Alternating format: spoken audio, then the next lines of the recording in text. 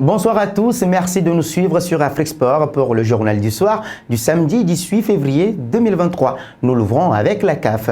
Alors que la Confédération africaine de football CAF ne veut toujours pas donner de date de désignation du pays hôte de la CAN 2025, plusieurs sources évoquent déjà une possible annonce dans un mois à Kigali, en marge du congrès de la FIFA. En effet, le 16 mars prochain aura lieu le 73e congrès de la FIFA où Gianni Infantino devrait être reconduit à l'unanimité. Ce pourrait être l'occasion que choisira le comité exécutif de la Confédération africaine de football pour se débarrasser de la patate chaude concernant l'attribution de la CAN 2025 dont l'organisation est particulièrement disputée entre l'Algérie et le Maroc.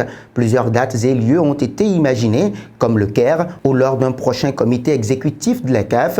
Il semble que ce soit Kigali le 16 mars 2023 qui sera le théâtre de cette annonce tant attendue. Pour rappel, il y a pour le moment 6 pays et 5 candidatures pour l'organisation de cette CAN, l'Afrique du Sud, l'Algérie, le Maroc, la Zambie et la candidature commune du Nigeria et du Bénin. D'une CAN à une autre, parlons de celle d'avant 2025. La moitié des stades qui accueilleront la Coupe d'Afrique des Nations en Côte d'Ivoire en janvier 2024 sont prêts, a estimé le secrétaire général de la Confédération africaine de football. Les infrastructures que je viens de visiter sont de classe Coupe du Monde. Par rapport à ma précédente visite il y a 12 mois, les travaux ont bien avancé, a déclaré Véron Mosengo-Omba après une visite de 6 jours des infrastructures hôtelières, sportives et hospitalières en Côte d'Ivoire. Sur les 6 stades qui doivent accueillir la compétition, 3 sont prêts, celui des Bimpe en banlieue d'Abidjan, 60 000 places, celui de Bouaké Centre, qui a été rénové pour passer à 40 000 places, et celui de Yamoussoukro Centre,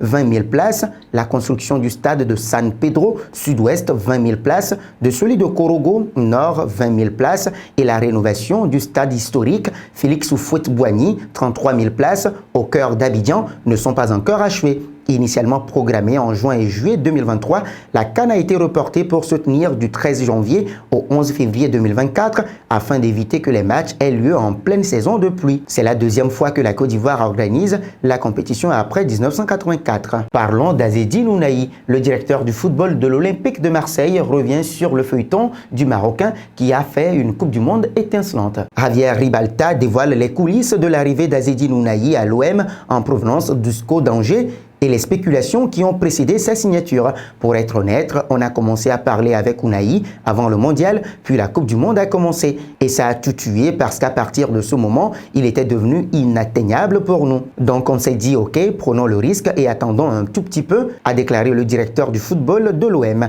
Et d'ajouter, s'il part ailleurs, tant pis, on le perd, mais on ne fera pas des offres folles qu'on ne peut pas se permettre. Après un petit moment, le mercato avance, donc on s'est concerté et on s'est dit que c'était peut-être le moment d'y aller et honnêtement, je pense que c'est un très bon transfert pour nous. Mais les craintes du responsable phocéen se sont estampées et Ounahi a lui-même décidé de son sort en concertation avec ses proches angevins et son coéquipier en équipe nationale, Amin Harit.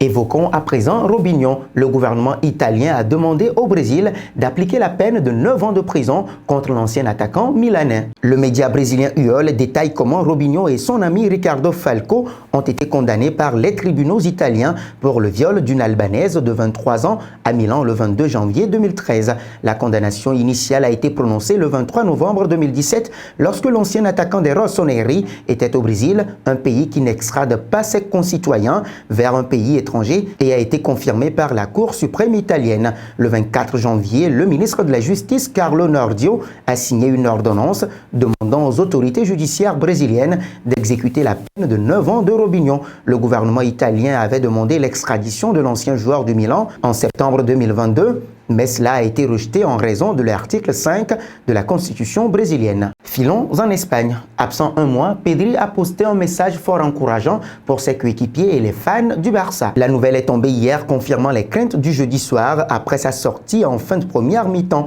Pedri, le milieu de terrain du FC Barcelone, manquera à l'appel lors des prochains rendez-vous. Les tests de ce matin ont confirmé que Pedri s'était blessé à l'ischio-jambier droit et le joueur ne sera pas disponible pour la sélection jusqu'à ce qu'il récupère, a officialisé le Barça. D'après la Cadena Cup, Pedri sera absent entre 3 et 4 semaines, ce qui lui ferait donc manquer au moins 5 matchs dans la demi-finale de Coupe du Roi contre le Real Madrid. C'est un jour difficile, mais merci pour tous les messages de soutien, a posté Pedri. Je ne manque qu'à une chose, chose, revenir sur les terrains. D'ici là, je vous soutiendrai du mieux possible. Je n'ai aucun doute que l'équipe continuera de donner de la joie ces prochaines semaines. Nous refermons ce journal du soir avec la grosse frayeur pour César Azpilicueta, le capitaine des Blues de Chelsea, sorti sur civière après un violent choc alors que son club Chelsea était en train de perdre face à Southampton, comptant pour la 24e journée de l'English Premier League. Et retenez également que les Citizens ont réalisé un nul d'un partout face à Nottingham Forest. Eh bien oui, ce qui permet aux Gunners d'Arsenal, victorieux 4-2 avant ce match, de reprendre les commandes de l'English Premier League. Alors la question est de savoir si c'est l'année des Gunners d'Arsenal de remporter l'English Premier League. Vos réponses seront attendues en commentaire. En attendant, n'hésitez pas à vous abonner sur Afrique Sport, c'est pour ne rien manquer des actualités footballistiques. À demain.